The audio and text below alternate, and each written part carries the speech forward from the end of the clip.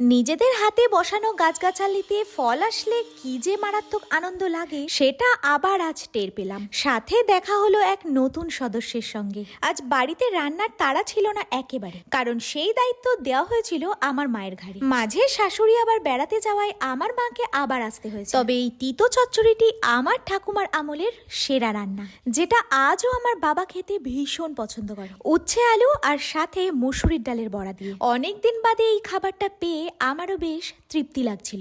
গতকালকে ডাল একটু রেখেই দিয়েছিলাম আজ খাবো বলে, কারণ বাসি খাবার দাবার প্রিয় মানুষই জানে এই খাবারের মানে। সাথে ছিল মায়ের হাতে বানানো হাঁসের ডিমের ঝোল। আচ্ছা, ডিমের ঝোল দিয়ে ভাত খাওয়ার সময় গোনাগুনতিতে থাকে একটা, তবে এপাশ ওপাশ থেকে যদি চলে আসে আরো এক আধটা, তবে কেমন লাগবে ডিম প্রিয় মানুষের জানার অপেক্ষায় রইল। গতকালকে জন্মদিনের শুভেচ্ছা দিয়েছো অনেকে, সবাইকে জানাই অসংখ্য ধন্যবাদ, সাথে অনেক ভালোবাসা। এইভাবেই পাশে থেকো।